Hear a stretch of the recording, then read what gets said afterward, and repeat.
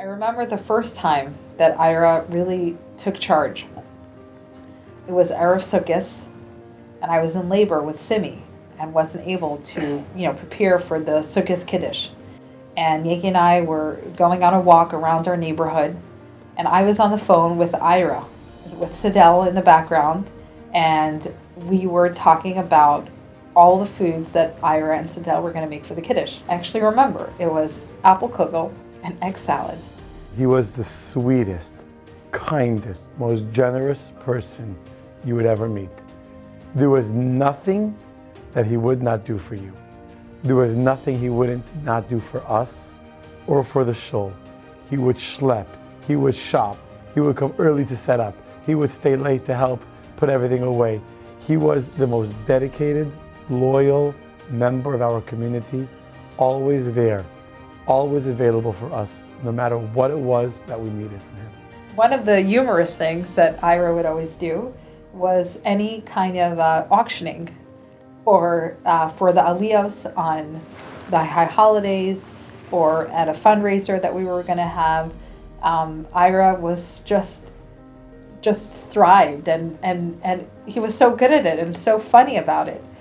Ira could always count on Ira and Sidel to sell the most raffle tickets, right? Or split the pot tickets. Our shul has a beautiful culture of community ownership, of volunteering, of a sense of responsibility to the success of our shul. And a large part of that goes to Ira, who was the foundation of a culture where people cared about the community. Anyone that walked in would be greeted, would be given a siddur, be made to feel welcome. That was one of the signature trademarks of Ira, greeting everyone, making a warm, welcoming environment. Ira was also so exceptionally loyal and protective.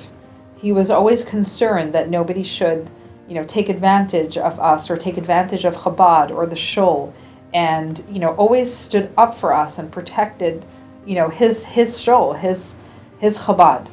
He's a very dear friend of mine, and he really showed everybody an incredible example how to live, and he showed me and everyone the dignity of how to live your life, even knowing that you're going to die. And that he's the most bravest person that I've ever met. Going to visit Ira when he was sick was very emotional, but he refused to let the visit be about him or about how he was feeling. No matter, it was obvious that he was in pain and he was uncomfortable, but he wouldn't focus on himself. He would always want to know about how each one of the kids were doing and how everything, was going on in the shul and in the different events that were coming up. And it was always, he always turned the focus of the conversation onto you and not onto himself and how he was suffering. I remember going to Ira and Sidel's house, one of the many visits when he was sick, and sitting out on the patio, and Ira had a conversation with Sidel and I about the future he wanted to create after he was gone. He was so excited about the idea of transforming what then was useless storage space into a beautiful daily shul.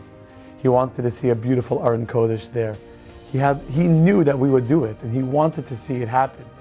Every single time we walk into the daily shul, into this library, and we open up the doors of the Aron Kodesh, and I see his name, I know that Ira is with us, counting who's at Minyan, keeping track, seeing who's talking in the back. And it brings me so much comfort knowing that his legacy has come true, his wishes have come true, and there's a beautiful, beautiful remembrance in our daily shul forever. Ira, I know you are together with us, joining in this beautiful celebration of something you wanted for so long. You may be on the outside guarding the desserts to make sure no one takes any before the program is over, but I feel your presence here with us tonight. And so for one more time, I turn to you, my friend Ira. L'chaim. In memory of Ira Wruble, please welcome to the stage Sidel and Heath Wruble.